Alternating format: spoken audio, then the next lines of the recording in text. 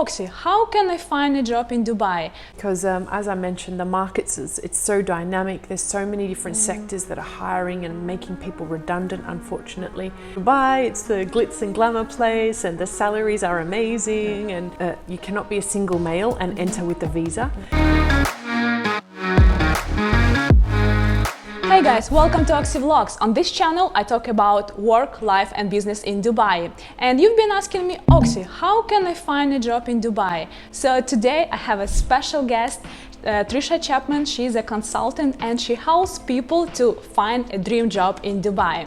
And we decided to record a couple of interviews and share more tips with you that will help you with this job search process in the UAE. Hi Trisha, thank you for coming today. Please, can you introduce yourself in a couple of words? Yes, first of all, thank you so much for having me on your channel. It's really great to see that you have expanded and really helping the job seeker or the community out there. So it's a pleasure to be invited. As you mentioned, I'm Trisha Chapman. I'm the managing partner of impressiveCV. We are an SME that focuses on all of the tools necessary for a successful job application. So these days, that means not only your CV, cover letter, but also the likes of LinkedIn optimization and personal branding. So I guess maybe just in summary, I could give your audience a little bit about my background. So I'm actually a registered nurse, a nurse by trade, I guess, as they say.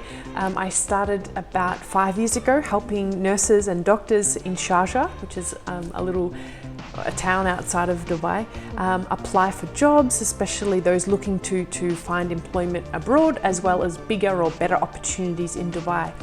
And over time I thought, hang on a minute, if I'm doing this so frequently, why don't I turn this into a business model? So this is now my 5th year coming on to impressiveCV, and 3rd year really honing in on people outside of the healthcare sector. So I think it's a dynamic industry that's always changing and really important to keep up to speed with what's happening. And we all know that COVID-19 changed our lives and a lot of people lost their jobs. So what do you think about the current situation in Dubai? Yeah, it's a really good question because as I mentioned, the markets, it's so dynamic. There's so many different sectors that are hiring and making people redundant, unfortunately. But I really think there is room for people and candidates, job seekers to flourish. There are definitely sectors that are hiring. For example, digital marketing, a lot of business analysts from a digital standpoint. Healthcare, there is not enough nurses and doctors at the moment. There's a big campaign here going on to search for qualified nurses. Unfortunately, the likes of your hotel and hospitality sectors suffer, which obviously, the least amount of tourists in the industry or on the ground, the less amount of staff that they need. IT, cybersecurity, these types of roles are hiring. So there definitely is opportunities out there, but it's just a matter of doing your research into those sectors. So people still have an opportunity to get a job. Absolutely, absolutely. And to be quite honest, this is probably one of the major countries, or regions I should say, that actually is hiring and has a lot of success with candidates.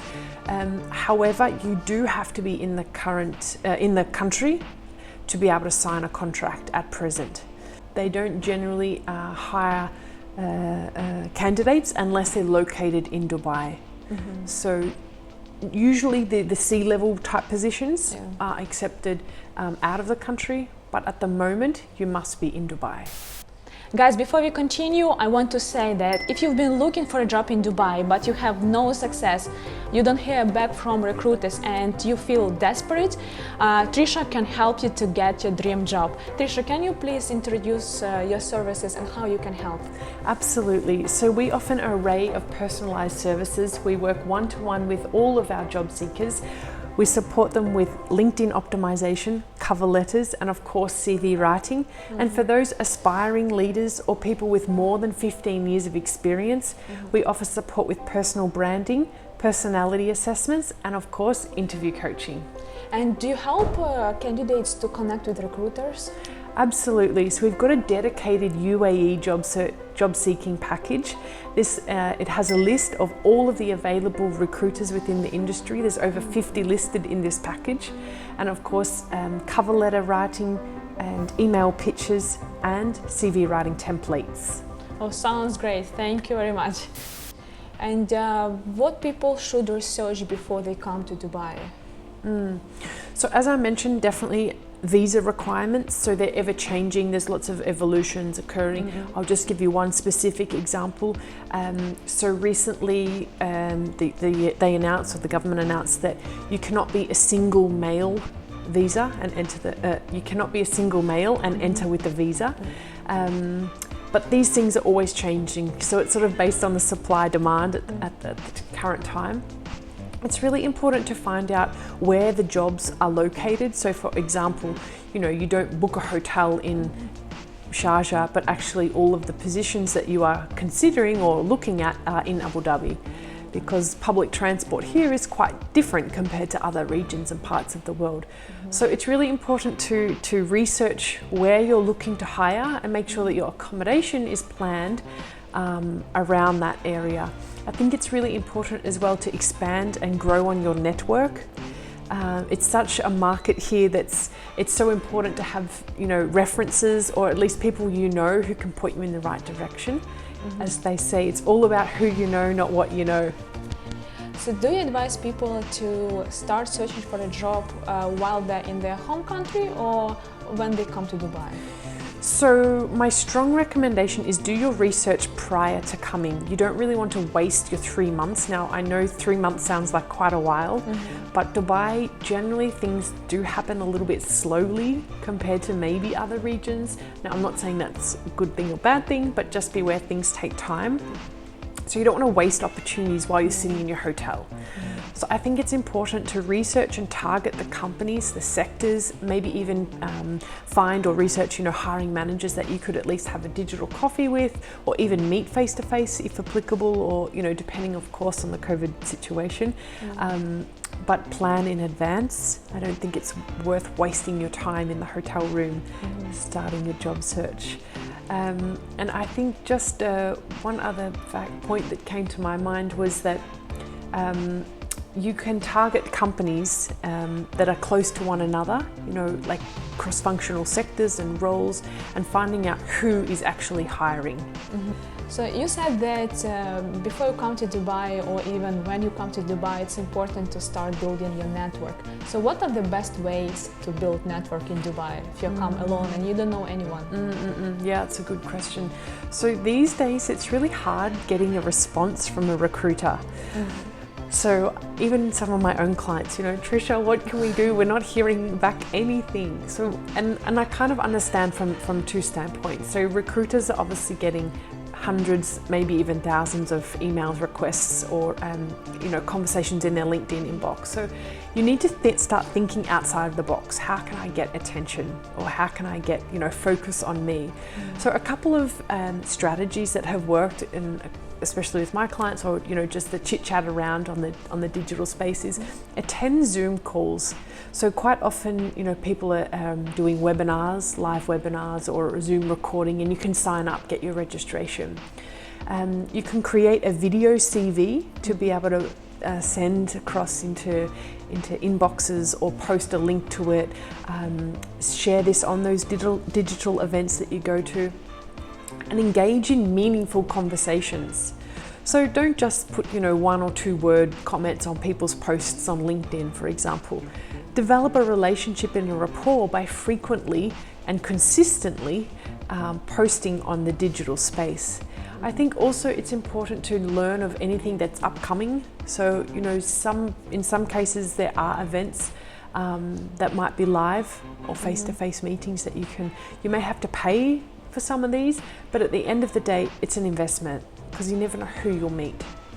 Another important point that I always recommend my subscribers, that when you come to Dubai to look for a job, you should expect at least that it can take several months for you to get something, and you need budget to live in Dubai. Dubai is an expensive city, so what can you recommend in this case? Yeah, this is something that people always get sucked into. You know, they say Dubai, it's the glitz and glamour place and the salaries are amazing, and which, yes, I mean, it's a tax-free place at the moment. They do obviously have their VAT, and salaries are on the higher side compared to, you know, Europe or those types of the regions. But people often forget, and maybe people don't discuss, that actually the cost of living in Dubai is actually, it's quite high. So, you know, for example, eating out, it's a lot more expensive than what you would find elsewhere, even in my home country of Australia. Hotels and rent, for example, again, although you can get some great deals, but if you're going to be staying here on a long-term basis, these are the types of things that you need to analyze, you know, cost analysis, work out, because it's not cheap. Even bottles of water, for example, you know, you need to add things up because you can't be drinking out of the tap water here. So these types of things you need to consider into your budgets. Taxis, if you've got meetings booked, again, factor these things in, because public transport, again, there's one metro line. Especially when it's plus 40 outside. Yeah, no, absolutely. You don't want to be going from one maybe walk-in interview or interview, you know, dripping in sweat and the makeup's all gone and the men's hair it's definitely factors to consider, because it does get hot and humid. And even when you get hired, let's say, so you received your contract, the first months usually you need to spend your own money before you start getting salaries. So you need to make sure that I think you have budget to cover your accommodation and transportation before you get salary. This is also absolutely, because most companies here, I'm confident to say most, but you're paid on a monthly basis. Yeah. So people often forget, exactly right, that the first salary is actually not going to be until 28, 30 days until actually your joining day. So then you've got to factor in all of the time that you've just spent without income, plus the extra month until you get your first salary. Thank you, Trisha, for this episode. In our next video, we're gonna talk about CV, what you need to write there, how to structure the right CV so it will go through ATS system and you will find your dream job. Thank you for watching this video, and again, if you are interested in the services that Trisha provides, you can find the link in the description below, and I will see you in the next episode. See you soon.